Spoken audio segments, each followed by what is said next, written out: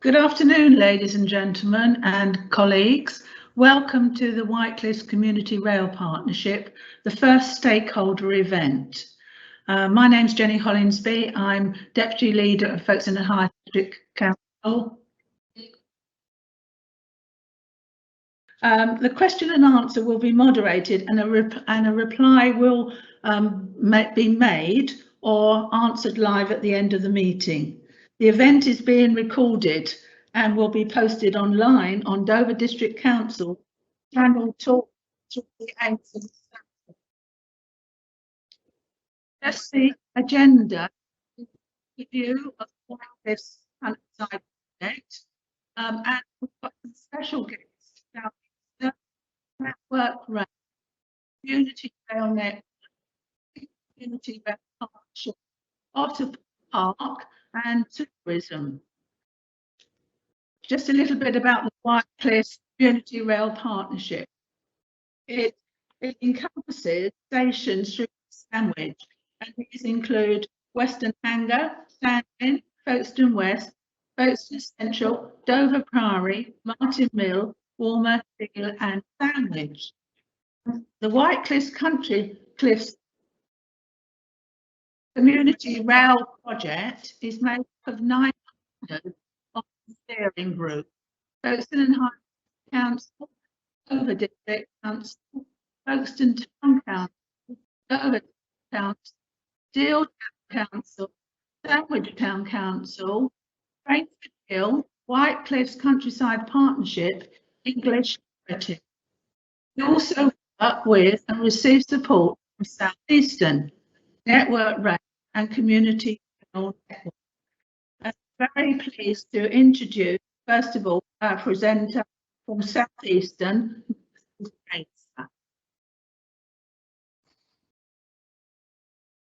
Thank you very much, Councillor Hollenby. Right, bear with me, I'll try and share my presentation. So hopefully you're seeing that on your screens now. Right. So for those who don't know me, I'm Matthew Fraser. I am Community Relations Manager for Southeastern. I've been with Southeastern since around 1986 when I joined in a local telephone inquiry bureau, and worked in various different roles between then and now. What I thought I'd do today is give you a kind of brief history of community rail on Southeastern from my perspective. Just to kind of give you maybe some ideas of what we get up to, what various partnerships get up to and can get up to. So moving on. So our first community rail partnership on Southeastern, well, it's back towards the end of the Connex days, to be honest, formed in 2003, was the Kent Community Rail Partnership. So they had 2 designated lines, the Medway Valley line and the Swale line, with a total of 20 stations. One of the problems our people had in terms of liaising with the group is that they had the line meetings in a local pub in the evenings. That didn't mean that the meetings weren't productive or anything like that, but it did mean that our stakeholder liaison people, and same with Network Rail, I believe, just couldn't make it to the meetings because they had to come from further afield. So as the local manager, I was asked to attend on behalf of the company. So I rocked up at this first meeting, and I didn't know what to expect, and I felt I just walked into an episode of The Vicar of Dibley. It was so surreal, but I soon warmed to the characters in the room and understood that they really brought a lot of value. They maybe needed a little guidance on the terms of reference in the early days, that we're a partnership, not a rail user group. We work with both of those, but the partnerships tend to be more collaborative. Rail user groups tend to be more demanding, but partnerships get the funding, the rail user groups don't. And they imported a massive amount of railway knowledge and experience into our company, which was aligned with a local knowledge of requirements. So momentum began to build. So it soon became evident to me that our corporate mission wasn't always aligned with community needs. Southeastern very much relies on commuter travel, or it certainly did back then, but we needed to provide a better focus on our smaller stations and the communities that we serve. So as well as helping us focus on this, the partnership began to organise events aimed to attract local communities to use the railway. And the picture here is a guided walk that we had from Cuxton Station into the local nature reserve, which was very well attended and very enjoyable. We encouraged people to travel by train to get there. And then it all started kicking off, really. The momentum kept going, more and more activities. So we had history trains, music trains. This picture there, the young ladies looking at a notice board. That was a local school who came down and they gave us a list of everything that was right and everything that was wrong at Halling Station on the Medway Valley line. I have to say the list that had the things that are wrong with it was a much longer list than the things that had things that are right with it. But we were able to take that away and working with Network Rail, make a lot of the improvements that they suggested. You've got the litter busters down there on the bottom left hand corner. That's a group of beavers who wanted to do some badge work and decided they're going to come and clean up one of our car parks for us. Guided cycle rides and work with improving signage between local footpaths and stations. So it started getting some real useful activities going. Then the staff got involved, which was great because in the early days it was really just the community rail partnership doing everything. I was turning up and helping as best I could, but our staff, great bunch of people, they started noticing what was going on and wanted to get in on the action. So our first Christmas event at Maidstone West was very staff led. We had the community rail partnership help us. They helped us a lot. I don't want to take anything away from them, but it was really staff led. And that picture in the top right, there's 4 people from Community Rail Partnership, the rest are staff, and they just gave up their time. They bought their own costumes and provided a really, really good Christmas experience. And down at the bottom there, you've got Spider-Man. He's a car park attendant, doesn't work for Southeastern. He works for one of our contractors, but he felt that no Santa train would be the same without Spider-Man. I was a bit cynical about it to begin with, but he actually brought a lot of value to the day. So it just was no such thing as a bad idea in community rail. Then we got a second CRP, Community Rail Partnership. That was Darrant Valley. So they were slightly different. They're hosted by Sevenoaks Town Council. They had the line between Otford and Swanley, and their initial focus was on restoring Baton Ball Station using lottery funding, heritage grant, money from Southeastern Network Rail and other sources, and they've created a fantastic space there. They've recreated the old booking hall, which is now used for community events. They've got a cafe in there, which I recommend to anybody. It's now reopened. Get up there and have one of their breakfasts, all locally sourced food. It's really, really good. And they've got really good representation from local organisations and very, very much in tune with local needs. Moving on from then, we got it to 2020. That's when I came into this role, and we suddenly had some funding available for community rail. And with that funding, we put it out to tender, as it were, invited people to kind of put bids in for what they wanted to do. And that saw Kent and South East Community Rail Partnerships take on an extra line each, and the birth of the Creative R Community Rail Partnership, and of course the White Cliffs Community Rail Partnership. Poor timing in terms of COVID, of course. What can you do?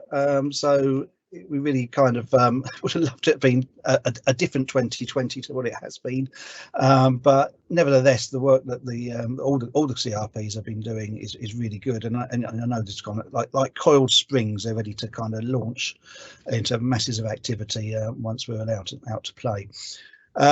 Finally, yeah, I didn't see this one coming at all. I know they've been talking about it for over a year, but the white paper was published regarding our future, and it's really, really reassuring to see that community is in there. I counted 14 mentions of community, including links to the Community Rail Network, who you'll hear from later. But it was one of their points in there is that community rail partnerships will be empowered to strengthen rail's social and economic impact. So there's definitely a place in the future for community rail partnerships past us.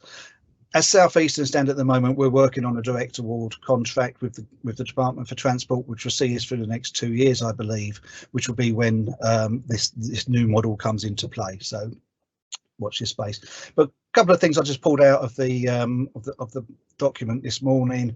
Off-peak services are going to be protected. So there was a concern in some places that perhaps as our peak changes and what is now our off-peak becomes busier and therefore our peak, would that mean that we'll charge more for those services? No is the answer to that, according to the document. New flexible season ticketing will be introduced, so that's happening really soon. The flexible tickets are going on sale from the 21st of June, usable from the 28th of June, and it's a bundle of 8 tickets valid for 28 days, which gives you unlimited all-day travel between 2 name stations. So basically you can travel on 8 days within a 28-day period. No travel cards on these, unfortunately, and it's only going to be on our smart cards, our key. So unless you sign up to that, you won't be able to take advantage of that. Also in the document, journeys across rail, bus, tram and bike will become seamless in the future. I think that's something that most CRPs work to try and help happen. And also getting to the station on a bike and taking on a train will be made easier, which can only be good news for sustainable travel. So that's my last few years in a nutshell. So thank you for listening. I welcome any questions in the question thing that we'll be able to answer later on in the presentation. Thank you. Thank you very much indeed. That was very interesting. We now move on to Greg Thompson from Network Rail. Welcome, Greg. Thank you very much, Councillor Hollingby. I'll just share my screen.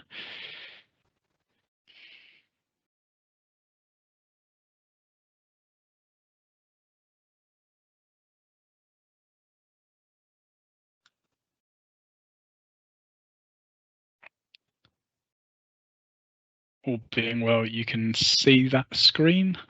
So good afternoon, everyone. My name is Greg Thompson. I'm the Senior Community Engagement Manager at Network Rail Southern Region. I'm really pleased to be joining with this event today alongside my colleague at Southeastern, Matt, to talk about the work Network Rail have done in the past in relation to community rail and how we want to work with local stakeholders and community groups and residents to improve this newly adopted community rail line. So just moving on to the first slide, and before I go into our work on community engagement, I wanted to cover our southern region and its background. We serve passengers and freight operators from Devon in the west to Kent in the east, and it links our Wessex, just on the left hand side here, our Sussex and our Kent routes, and where the White Cliffs Rail Partnership is. With over 5,800 employees, the southern region is responsible for millions of passenger journeys each year. Over the next 5 years, the region will invest 6.3 billion to operate, maintain and renew the railway. We move over 200,000 tonnes of freight each week and own and maintain 3,000 miles of track, 5,000 bridges, 800 level crossings and over 7,000 signals. The southern region links major towns and cities, including Bournemouth, Brighton and Dover, and the region is critical to London's transport south of the Thames and is responsible for major London stations, including Waterloo, Clapham Junction, London Bridge and London Cannon Street. So moving on to our community engagement and our potential work with the White Cliffs Community Rail Partnership over the next year.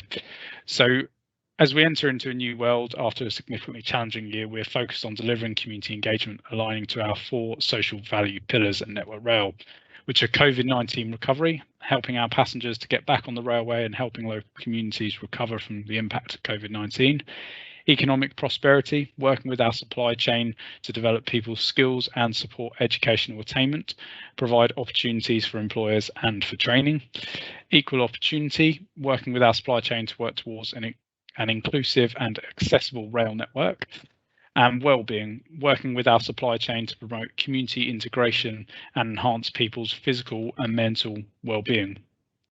And as I've got there a couple of bullet points on the slide, we'll be looking to deliver murals and nature reserves and community gardens across the region, and I'll touch on that just as I move into my next few slides. So commitment for the environment is crucial over the next few years, and as a region we've got plans to be cleaner, greener and more socially responsible. This interlinks closely with our work with communities and community rail partnerships. So we'll be protecting and enhancing our wildlife and nature, leaving it in a better state than it has been previously. We've got plans to create flagship railway nature reserves, gardens and wildlife corridors in partnership with Natural England and biodiversity stakeholders. We also want to work with and identify stations alongside the White Cliffs line that offer opportunities to improve the environment. There are also local initiatives which we've delivered at our managed stations in London to reduce waste, which we'd like to work with local communities again to identify if there are opportunities locally to deliver that kind of work on a smaller scale. So moving into murals, as I touched on just a little bit earlier in the presentation, as part of our social value work in the region, we want to expand our regional nature and heritage trails for passengers and local communities. So we've delivered over 100 murals over the last few years, including at Snodland on one of the 3 Kent Community Rail Partnership lines, and plan to do more over the next year. So murals have impact in 2 parts. They often celebrate the history of a town and their design, and assist in reducing graffiti relating to crime incidents. Where we've delivered murals so far, we've seen a reduction in levels of graffiti in surrounding areas, which is a positive, tangible outcome. While we also fund murals ourselves, we're keen to offer our structures to be used if there is community funding and groups who have their own designs. We're absolutely committed to facilitating as many murals as possible to bring light to otherwise blank structures. So community hubs. So alongside Southeastern, as Matt had kind of outlined in his presentation and touching on the station building at Battenball, where possible, we're looking to regenerate the use of redundant station spaces. This is so they can be used as community hubs to include meeting spaces, venues for small events and opportunities for local schools to utilise additional community space. And the station building I've got pictured here is at Etchingham Station on the Hastings line. So a community cafe was created in a redundant station building and has been thriving as part of the local community for the last decade. At Bearsted, again working with the Kent Community Rail Partnership, we're in the early stages of planning to utilise the use of an old coal yard building into community use, working with the local parish council. And that is going through various internal plans at the moment, and we're hoping to progress that later this year. Moving on just to the next slide. So actually, and excuse the picture is ever so slightly blurry there. As I've outlined, we're really keen to work with local communities to make this community rail line a success from Western Hang around to Sandwich and all of those stations in between. And in fact, one of our regional colleagues was down at Folkestone Warren over the weekend, litter picking to keep the environment clean for all users. And there's certainly a lot of interest from colleagues in Kent to support your work in the future. Secondly, we've got a big focus on sustainable travel, similar to Southeastern. And as an example, at Charing Station, we're looking at opportunities to widen a footpath for use by cyclists, partly owned by Network Rail, to improve journeys for local people to and from the station to nearby local villages. This incorporates the work of our recent study, which assessed the first and last mile of journeys and how they could be improved. And we'll certainly be committed to identifying opportunities along the White Cliffs line that could realise the same benefits for local residents and reduce car journeys in communities. And finally, as part of our engagement with communities and community rail partnerships, we're really keen to provide social value support through our volunteering scheme. And under this scheme, Network Rail staff have 5 days a year to volunteer, and this includes community rail partnerships. So we'll be keen to identify opportunities that we can share with regional colleagues on a monthly basis to get involved with. And just going back to this picture, and I've touched on community gardens and nature reserves and our aim and our target to have 50 over the next few years across the whole region. This was actually identified just the other day nearby to Folkestone West Station, and it's a community piece of land which is completely fenced off, well sorry, a non-operational Network Rail piece of land which we want to make into a community piece of land for local people to use and to tend to a local community garden. So there's plenty of opportunities on this line for Network Rail to work alongside Southeastern and local communities, and we're really looking forward to doing so. So I will stop sharing my screen and say thank you very much, and looking forward to taking questions later on alongside Southeastern and other presenters today. Thank you very much indeed, Greg. That was very interesting. Interesting to know about the stations locally that you're involved in, and also your volunteer scheme. And now we move on to Dan Wright, and welcome Dan, for Community Rail Network. Hello, thank you very much indeed for having me. I'm going to share my screen too.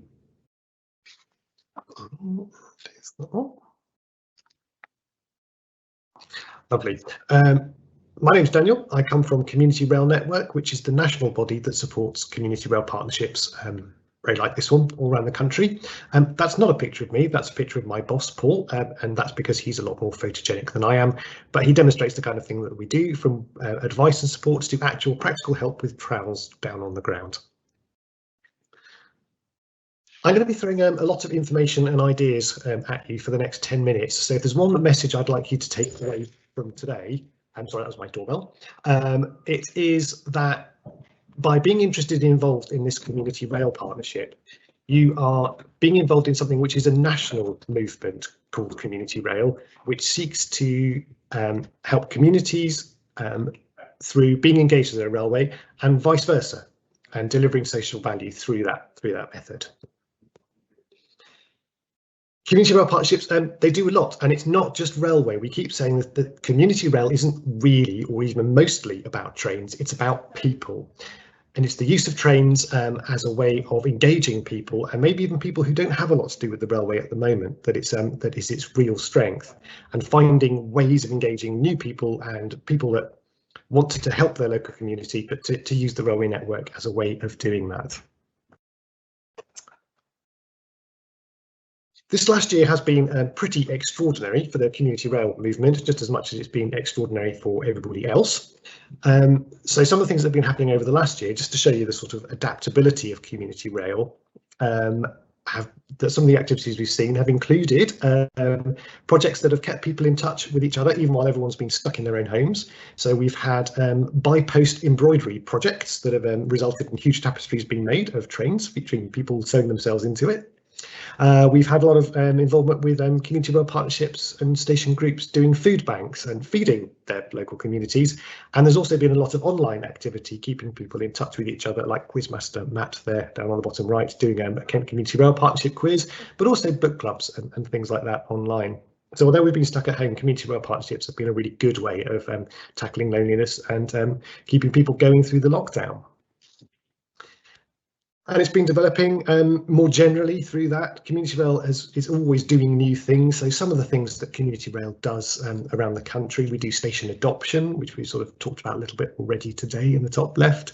Some community partnerships or station groups are interested in doing rail retail trails, which you can see in the top right hand corner. So it's about improving local economic activity in their towns and promoting independent retailers. We've had mental health initiatives, and in bottom right you can see Handforth there with their BSL fingerspelling of the name of their station, touching groups who might otherwise feel excluded from the railway. At my organisation, which I say is the national one that supports all these community rail groups around the country, we've been working on various things to support our members, and this is the kind of thing that we do. So we produce best practice guidance and advice and suggestions on topics as widely ranging as working with national parks and areas of outstanding natural beauty, to working with young people and getting them more engaged in the community rail movement. We also help our members with direct financial support. So community rail partnerships, like the White Cliffs Community Rail Partnership, can apply to us for grants to do projects, and so can individual station adopter groups. And we also have various national leads who are sort of leads on topics like tourism and media, and again they're available for any of our members to call on as well for assistance. We've got lots of stuff coming up over the next few months, which are all on there, and I think these slides will be circulated afterwards, so I'm not going to go through them all one at a time. But we do various events, including the Community Rail Awards, which is probably our highlight of the year, where we get to celebrate all the excellent work that's been done over the previous year. But I'd like to mention just the idea of adopting your station, which is a really good way for local communities to get more involved in their local railway station, which is always, it's a source of pride to a lot of people. And stations are sort of very much at the hearts of their communities, and there is a lot of community interest right across the country of people who just want to make their stations a slightly nicer gateway to their town. It's a kind of unusual thing, but it is national. It's definitely there. So we encourage local groups to adopt their stations, and you can then become a member of Community Rail Network for the bargain price of just £25, which accesses all your membership advantages, including our advice, places that are events and workshops, and the grants that I mentioned earlier. But I thought we'd just have a quick look ahead to what Community Rail might be doing sort of this year and in coming years, because we're in the middle of a massive period of change coming out of the pandemic. So we know that Community Rail has been adapting to all those changes. We're not quite sure what off-peak is going to mean in future, and we're not quite sure what peak travel is going to mean in future. If people do a bit more stuff digitally, like we're doing today, then maybe they won't be travelling on trains quite the way they used to. But Community Rail can encourage people to shop locally and continue links with their local communities. And that can happen right up and down their railway lines.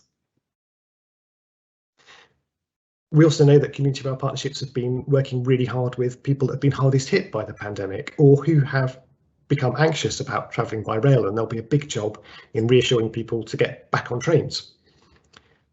We're also aware that climate change is increasingly moving up the political agenda, and Community Rail partnerships are really good at doing sort of climate change work and making railway part of sustainable travel in their local areas. And also in reusing redundant buildings. There's a lot of carbon that's in a building, so by reusing it rather than knocking it down and building something new, you can save a lot of carbon and make a much better use of the resource you already have. And we know that there's going to be a lot of focus on leisure travel for certainly the next year or two, and Community Rail partnerships are really well placed to promote the idea of people travelling for leisure to the areas that they serve. I can't wait to come down to the White Cliffs and see all the fantastic things that we've got locally. I think, you know, this last year was pretty grim for me, and this year hasn't been much better so far, but I can assure you that if you get involved in Community Rail, that your life will undoubtedly be better. Community Rail is one of those really lovely things that genuinely makes people's lives better, whether they benefit from it or they are the people delivering it.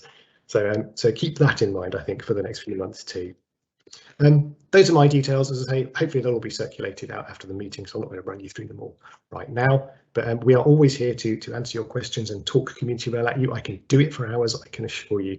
But for now, that's me done. Thank you very much indeed, Dan. Oh, no, I don't know. And now we move on to Teresa Hammond, Community Rail Partnership. And she's a special guest from our neighbouring Community Rail Partnership. Teresa. Good afternoon. I'm Teresa Hammond from Kent Community Rail Partnership, and I'm a Community Rail Officer with the partnership. So we do like an acronym in Community Rail. Today I'm going to talk to you about the structure of Kent CRP and how we established the new Kent Downs line, and also some of the projects that we have on the Kent Downs line for this year. So an overview of the partnership. We were established in 2003. We have a steering group and 3 line partnership groups. I'll tell you a little about each of those in a moment. We're funded by DFT, Southeastern, Kent County Council, Medway Council, parish councils, and via Community Rail Network grants. We're supported by Network Rail, Community Rail Network, parish, borough and district councils, community groups, and of course our all important volunteers. We are hosted by Sustrans since 2014. We have 3 part-time paid officers and 1 delivery coordinator on 1 day a week working on this project. On the 23rd of March last year, so just before we locked down for COVID, we were accredited by the DFT, and I'm happy to say that that has been renewed this year. So we are an accredited partnership. So our 3 lines, so we have the Swale Rail line from Sittingbourne to Sheerness, that's 5 stations, that's the one up in the top right hand corner. We have a chair and a vice chair, and our lead officer there is Andy Place. And we have the Medway Valley line, Strood to Tunbridge, 14 stations. Again, we have a chair and a vice chair, and our lead officer is Gary Outram. And then our new line, the Kent Downs line, Ashford to Otford, is 12 stations. We have a chair, we have a vacancy for our vice chair, so if you know anybody who may be interested, please ask them to let me know. And I'm the lead officer on this line, and as you can see, we're all branded with our colours and we're very colour coordinated and on our lines. So how did we set up the Kent Downs line? Well, we undertook 280 hours of community engagement with parish, borough and county councillors, schools, colleges and local groups, such as history and gardening societies.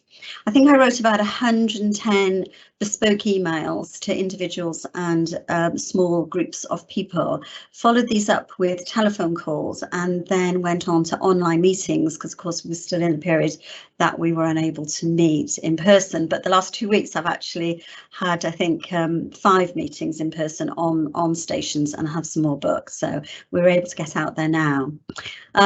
But we undertook more and more and more emails, telephone calls and online meetings. And it resulted in the Kent Downs line being formed of 19 initial members, but of course we're always open for new members. The members completed their membership forms to comply with the terms of reference, code of conduct and the usual declaration of any conflicts of interest during January. We held a logo competition through social media, and we have this beautiful logo now for our line. Members were asked if they'd like to complete an activity proposal form for consideration for this year's action plan. And we encourage all of our members, so across the 3 lines and steering, to complete these forms. It's a very basic form detailing what activity the member would like us to undertake, a little bit about funding requirements and hours, either volunteer hours or officer hours, etc. on the project. All of these activities were compiled into an Excel spreadsheet and that was disseminated to all members. And it's a very democratic process. We have 1 member, 1 vote, and the most popular activities now form our action plan.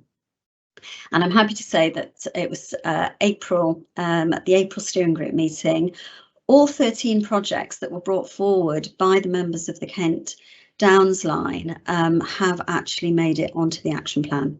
So I'm going to talk to you a little bit about the 13 projects, but I'm going to whiz through 10 and then I'll speak in a little bit more detail about the other 3. I could speak for 10 minutes on each of these, but we are limited to time. So we're going to audit all 12 stations, and this is a picture of our audit of the Medway Valley line in 2019. So our trains are hourly. It would be very difficult to audit 12 stations in a day. So one of our members, Norman Kemp, is the CEO of New Venture Coaches, and he came out and he actually drove a bus for us, and we went from station to station and we audited each station for improvements, cycle rails, accessibility, etc. And this then informs funding requests. So if there's any Section 106 money or SIL money that we can apply for to improve our stations, we've already got all of these audits put into a report ready to inform anybody who would like to give us any funding to improve our stations. We are carrying out a couple of collaborative events with other CRPs. So we're having joint pop-ups at Ashford Station with Southeast CRP and at Otford Station with Darrett Valley CRP to promote tourism along our lines. So they're the stations at either end of the Kent Downs line. We're looking to promote rail journeys to secondary school by delivering class travel training for Year 6 pupils at one of our schools along the line. This will include a train journey and visit to a train station. We have a Experience Green tourism project running, which is aiming to place rail to trail boards at our stations promoting cycling and walking. We're looking to have a joint event to celebrate the opening of the newly refurbished Maidstone East Station and the launch of our new Kent Downs line. It'll probably be around September time. East Malling Station is being adopted by the parish council there, and they'd like to place information boards and map boards and artwork at the station to encourage visits, walks and cycle rides. And they're working with Grow 19, they're 19 to 25-year-olds who are in special education, and they're looking to actually make a mural that Greg was mentioning. They're looking to put a mural on the very long sort of concrete boards making up the station there at East Malling to really brighten it up. Borough Green and Ruton Station adopters would like to replant the station masters building. There's a little picture of it there. It's very overgrown. We may put a bench or something in there as well to brighten it up. Again, possibly made by our Grow 19 students. I was out with Matt at Harrietsham a couple of days ago, and we were meeting with the manager and the owner of Sunrise Preschool Nursery, and they'd like to adopt Harrietsham Station and place planters and artwork there. And while we were there, we just bumped into the chair of Harrietsham in Bloom, and they're a group of retired people who have planters within the village, and they've offered to come up and work with the preschoolers, giving them a little bit of a planting lesson and helping them plant up, and they've actually offered to donate the plants as well. So we're organising that at the moment. Hollingbourne Parish Council would like to bring closed rooms within the station building back into community and commercial use. I'll just spoke a little bit more detail about these. Greg mentioned this one. Charing Parish Council and Heath Farm School came to us and they'd like to adopt the station and create a community garden and outdoor learning space. So you can see the land there on the London bound platform behind the fence. So they look to transform an area of National Rail wasteland into community garden for outdoor learning and mixing of generations for mutual sharing of views with artwork, and the use of empty station rooms could come later. So these are children who have struggled to settle into mainstream education. Many of them have social and emotional health difficulties and a lack of trust in adults. 25% of them are looked after children, and 50% of the staff are teachers and 50% are therapists. These children will really benefit from an outdoor learning space and mixing with older community members, which just by default tend to be the sort of history and gardening societies within the village, and we've made connections there at Charing, and they would like to come down and work with the children. So we'll be able to create a beautiful space there for all of our passengers, but also to enhance the lives of those young people in the area. So we're looking to involve the involvement of different generations working in partnership to develop understanding and respect of alternative points of view, beliefs and culture for all age groups. The Ashford College project, this is a project where we're looking to bring their curriculum to life along the Kent Downs line. So the project will take place at various stations along the line, and we're working with the IT and business departments, art and design, music, photography. So I've met with the principal, the vice principal, the head of all of these 4 departments and the head of each of these 4 departments. We're looking to provide the opportunity for students to work within a real life environment, granting them valuable experience, which will be beneficial when leaving college and applying for employment. So they'll be able to take pictures and add the experiences to their CV and be able to talk about them at their interviews. And at the same time, we're hoping that this will provide improved station environments for all passengers, resulting in happier and increased numbers of passengers. One of the ideas that they've had is to put a sculpture or an art piece at each of the stations, and then to produce a leaflet and have a art trail along the line. So that's something that we're looking to begin. And the last one, again mentioned, is Bearsted Victorian Goods Shed. So this is a fabulous Grade 2 listed building that's empty at the moment in disuse. So the Parish Council have come to us and they'd like to not only adopt the station, but also to refurbish this Victorian goods shed for community and commercial use. So potentially Kent County Council Library, Parish Council offices, community cafe, community space, and Leeds Castle are interested also in having a ticket office and shop within that building. So we're looking for the indoor and outdoor space to become a hub for social interaction for local people and attract visitors to travel by train to the area. And the trust mentioned the project has been proposed by Bearsted Parish Council, who have committed 200,000 in funding to this project.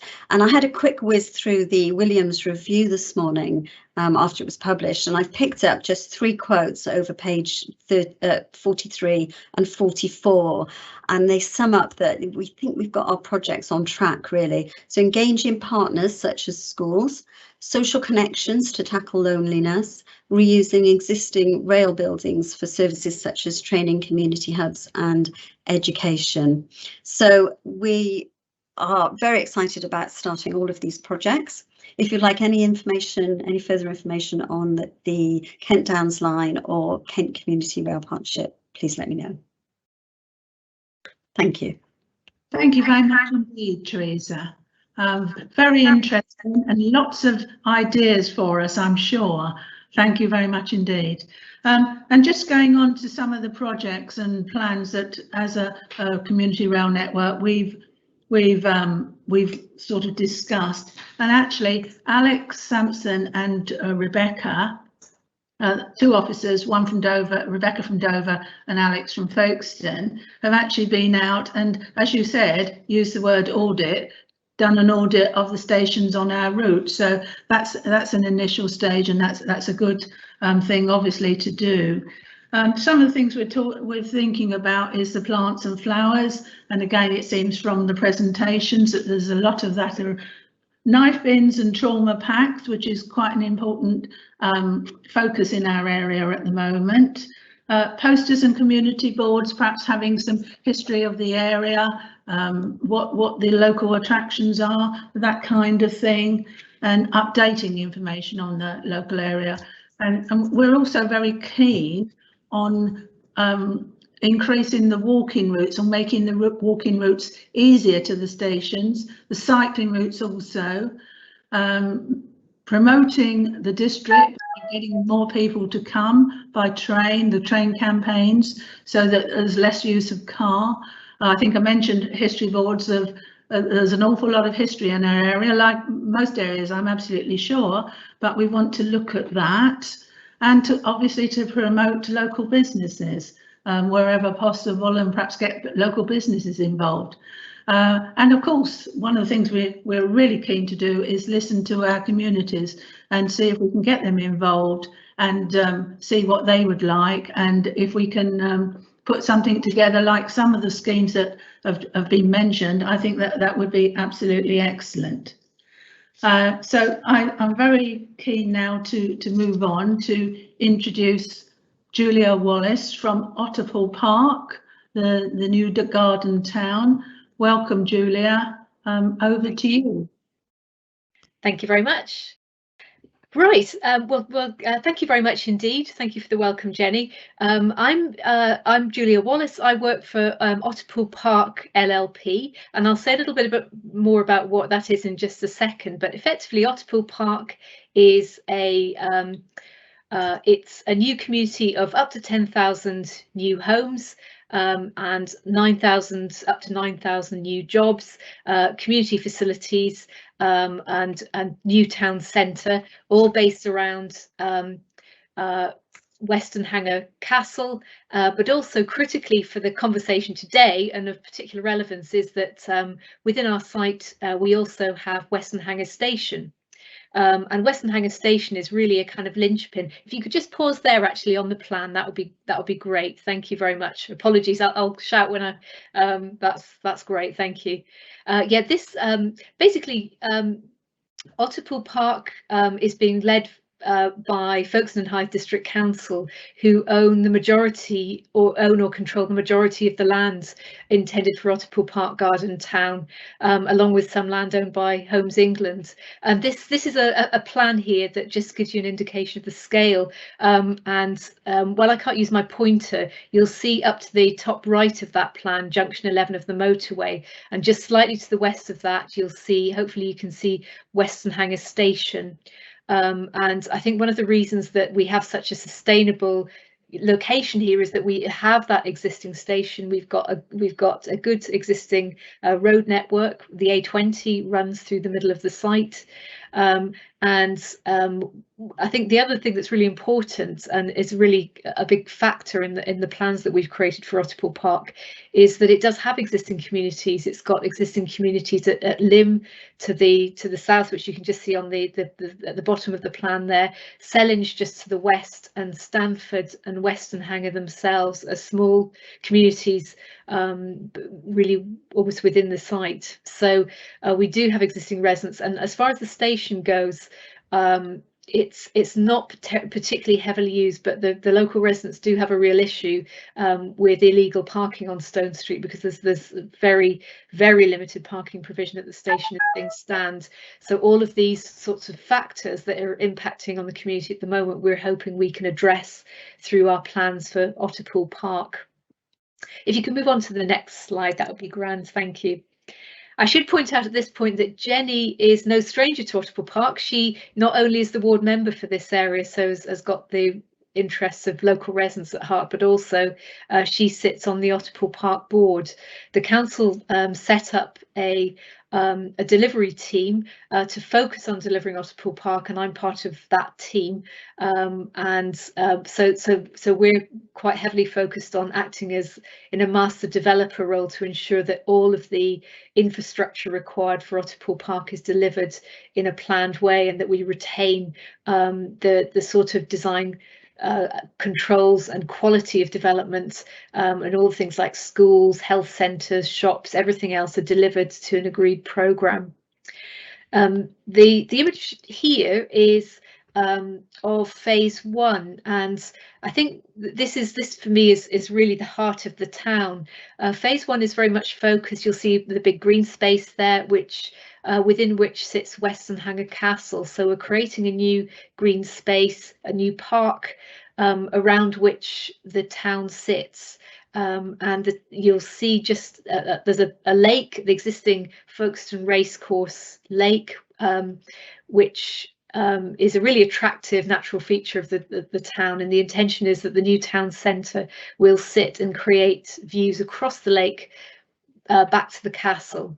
But also, quite critically, part of the brief for this first phase of development was to connect up to the Western Hanger station, which is in the top right corner there, and create a new station environment that created attractive routes to the station, created a new space, created new parking, and we've been talking to our colleagues in Network Rail and Southeastern about those proposals and the improvements that will need to be made over the course of the next 30 years, which is really the sort of the lifetime of creating Otterpool Park.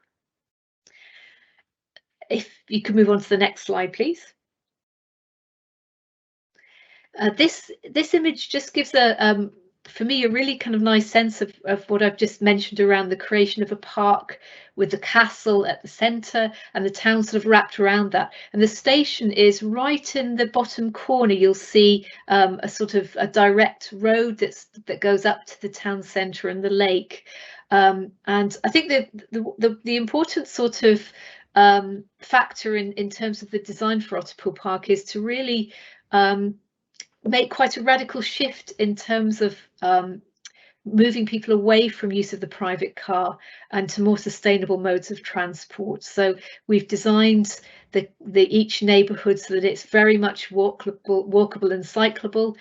Schools are all will be designed. The communities will be designed so that everybody can walk to their local primary school or cycle very easily. Critical to that, of course, is connecting up to the existing station with new footways, cycleways that not only connect Otterpool Park, but do connect those other existing communities that I mentioned and provide them with better, safer links. As part of the sort of shift in thinking around transport, really, we're also including within the proposals ideas around future mobility and trying to, rather than just assume that we design roads first and then think about people after, that we actually think about people first. And I think that's very much what's coming across from some of the other presentations this afternoon, is around the fact that the community is that the people are the important factor here, and the way that people are going to work in the future and live in the future will have an impact on the way that we design our transport systems. And we've got an opportunity here to really encourage use of trains, buses, walking and cycling in particular. And we've got consultants helping us to kind of develop that package. Next slide, please. Just to give, this is a very indicative sketch, as you'll see, produced by our consultants Tibbles, who are designing phase 1, and also landscape architect BB UK. This is really just intended to give an indication of the fact that we do have an existing station building at Weston Hanger, but it's actually owned by a separate private enterprise. It's an auction house, so that, but it's an interesting building of local historic interest, so that will very much stay, but we will have a new station building. We'll create a new station square that will be an attractive space for people to use. It will be designed to make it very easy for people to cycle and walk there, so they get priority. And as you can see from the diagram there, the blue arrow shows where the parking is over to the left, so the parking will actually be hidden behind a building, and there'll be a ground floor access through the building to get to the car park. So parking is very much hidden and discouraged from using the square, but there will be taxi and bus access going through the square. And so that's the kind of broad plan, which will be designed up in greater detail, but it's really intended to create something that's really lively, that a space that will have other activities, perhaps bike shop or bike maintenance, a small stop cafe, office space, also housing. So it feels quite vibrant, really the sort of model of a more continental square. Next slide, please. And specifically, and this is where we've been in conversation with colleagues in Network Rail in particular and Southeastern. There are plans to improve the station facilities and the station itself, again in a phased way over the course of the development of Otterpool Park. So one of the primary objectives is really to lengthen the existing platforms so that they can both accommodate 12-car trains. And I mentioned about providing a new station facility, which meets all the needs of travellers using the station. Also, as things stand at the moment, there's no accessibility between the platforms, so we really need to provide a new footbridge and lifts to ensure access for all. We will have, as part of the town square, a mobility hub, and that will include not just bus stops and taxis, but also things like it could potentially have bikes for hire, scooters for hire. Electric scooters are very popular amongst youngsters these days and are proving popular, and also collection facilities for deliveries and that sort of thing. So there's lots of different sort of travel related activities that we can start to bring into the station square, and indeed into other transport hubs across the town. We're also very keen to try and to ensure that Weston Hanger is considered for high-speed stop in future. And I know there's a lot of change going on currently as things stand with the rail service, but I think we're still very keen to really make Weston Hanger an attractive stop for HS2 and make sure that the design of the new station really reflects that ambition. And I think in the short term, there's lots of other improvements that we can make. I've mentioned about the car park, which is something that we've committed to do fairly early, but just improving the existing platforms and facilities in a more limited way as possible, and in advance of any longer term proposals of the nature that we're looking at. And much of that will be funded by the Otterpool Park organisation itself and the project, but we will be looking also to work with government on potential funding sources to help with some of the bigger parts of the infrastructure improvements. So that's that's it from me. Thank you very much. Thank you very much, Julia. I know you stepped in at the last minute. Thank you very much indeed. Now we move on to tourism at Dover District Council, and Chris Townsend is here to present. I hope you're there, Chris. Welcome. I was on mute. Yes, I'm here. Sorry about that. No, thank you to Councillor Hollandsby and to the partnership for inviting me today to speak. As you've heard from everyone, there is great synergy between the partnership, the communities and tourism. So I think it's a very exciting time for us all to be working together. Let me just load up my presentation.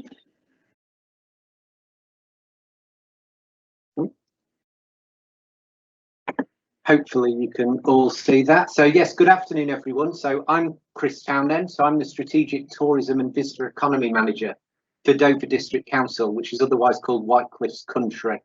And my team and I work as the Destination Management and Marketing Organisation for the district, welcoming 4.7 million visitors a year, championing the district's £302 million tourism industry, and supporting more than 6,000 jobs under the Whitecliffs Country name. And we recognise, as I'm sure you do too, especially at this time, and as we move through the government roadmap to the 21st of June, that tourism and its growth is crucial. And we are committed to working with this partnership, obviously with our communities, residents, visitors, other partners, industry groups and businesses to promote, sell, connect and grow that visitor offer.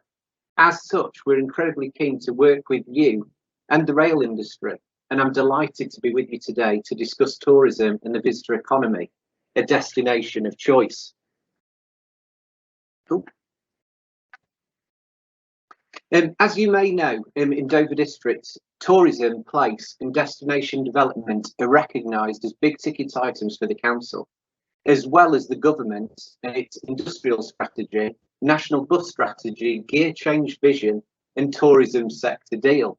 In regard to the sector deal, tourism was one of only 10 industries to receive a sector deal, which placed tourism on the same footing as rail, nuclear and construction industries. Obviously, with today's Great British Railways announcement as well, it is also another policy of note. The visitor economy is about people, place, jobs, training, business, livelihoods, connectivity, accessibility and investment. It's the glue that binds our unique district together and makes it work, as well as integrating with all of the work streams, plans and projects. Like most coastal communities, we are heavily reliant on the sector, and it is one of our biggest industries, employing approximately a fifth of all those employed within Dover District. It is absolutely vital to our economy, development, investment and prosperity. And this has never been more evident than it is now and within the current global situation. Now is very much the time for action. And what's more, we are perfectly placed to do so and make the most of every opportunity. The Tourism and Visitor Economy Strategy is already in action, and we started this in 2018, and it followed widespread consultation and research, including consultation feedback regarding the request and requirement for establishing a community rail partnership of this type. This strategy and its 5 themes are our shared blueprint for growth. It's our buy-in from our industry and allows quick adoption and delivery, which will really help at this time, especially with speed being a priority, as we as a district, county and nation look to bounce back, recover and meet our new consumer demands and community needs. Transportation, journey and tourism are inextricably linked, as you've already heard through all the presenters so far this afternoon. So let's embrace the visitor. After all, we are all a visitor as soon as we leave our front door, and firmly place Whitecliffs Country, Deal, Dover, Sandwich and beyond on the map, nationally and internationally, as a destination of choice. In fact, a East Kent region as choice. As a district, we are rich in opportunity and experiences for all, with over 100 visitor attractions, 3 iconic castles, 4 historic forts, 4 golf courses, 3 of which have previously hosted the Open Championship, outstanding local produce, 30 walking routes, 9 cycle trails, 200 parks and open spaces, and 20 miles of coastline and beaches. And bear in mind, 22% of Dover District is also an area of outstanding natural beauty. And that's also not to forget that we are also one of the warmest, driest, and most continental places in the UK. And having the world famous White Cliffs of Dover, a recognised international symbol of Britain.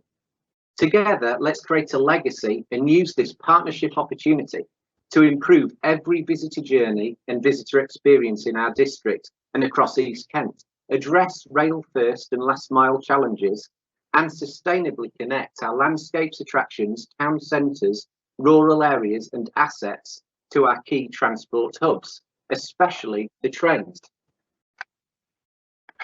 Our vision is for Dover District and East Kent to be a great place to live, work, visit, learn and invest. A place recognised as a vibrant, world-class destination valued for its outstanding heritage, landscape, towns and pursuits, as well as its ease of access, warmth of welcome and wealth of opportunity. Together, in partnership, I am confident that we can achieve this vision and more, with the White Cliffs Rail Partnership and other partners playing an important role in this district and region's growth and success. Thank you so much for your time, and I look forward to working with you all. I also look forward to any questions you have and when we come to that section of the meeting. Thank you. Thank you very much indeed, Chris. That was very interesting, and I think we've had some really interesting presentations this afternoon, and some lovely ideas for what we might do at the various stations. I don't know, Beck and Rebecca, whether we've got any questions that haven't been answered yet. Thanks, Councillor Hollandsby. So we just have one, which is for Matthew Fraser to answer from Graham. If anyone does have any others, please, if you could put them in the Q&A now. So we'll just bring Matt in to answer Graham's question. Graham's question was, how can we find out what assets the railway have that could be reused? Well, yeah, that's a really good question. I'll do my best to answer it really well.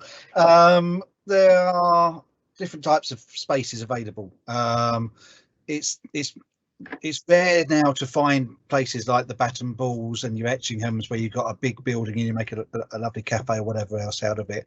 Not to say that there aren't any. And some of those are owned by or leased by us, and some of them are Network Rail. Within stations themselves, there's sometimes little rooms, or I think in the case of like Sandwich, for example, there's a flat upstairs, and we had Dill, the history project they've gone into. So we've got a list of some of the spaces. I think some of it is about exploring the stations and finding, having a vision to just, if there's a part of the station that doesn't seem to you to be used, and you can think of a way that it could be used better, is to kind of talk to us about it, and we can look at it. And the other, I guess it's not a great nice opportunity to have, but I mean, we don't know what businesses are going to come back to us after lockdown's finished. We've got a lot of stations that have got cafes and that sort of thing in them already. We hope we'll see them back, but we don't know. So our leasing agents will have a list of those as and when they become available as well. So I'm also kind of at the meetings with Rebecca and the others. So as I become aware of any new spaces, I will obviously bring those up and let people know about them at those meetings. And I'm always happy to go and visit as well stations. Thank you very much indeed, Matthew. Appreciated. So no further questions at the moment. Has anybody else got a question that they'd like to ask? No. Oh, sorry, there's just one come in. Bear with me a second. Oh, okay, we'll answer that via our community inbox. That's fine. Sorry. So for anybody who wants to get involved, and we really would like local communities to get involved, or individuals, the email address is on the screen now. And if there's no further questions and nothing else that anybody wants to raise, then I'd like to just thank everybody for the presentations. I would, before I finish, I would just like to thank Rebecca and Becky for the work that they put into this. Hasn't been easy. Thank you very much indeed. And also Alex from Folkestone and Hythe, who's also contributed. Thank you all very much indeed. Thank you for attending. It's been a pleasure, and I think we've all learnt quite a lot about community rail projects, and look forward to preparing or having projects that we can put into being as and when is possible. So thank you very much indeed, and thank you to Dover District Council for hosting. So thank you all very much indeed. I end the meeting.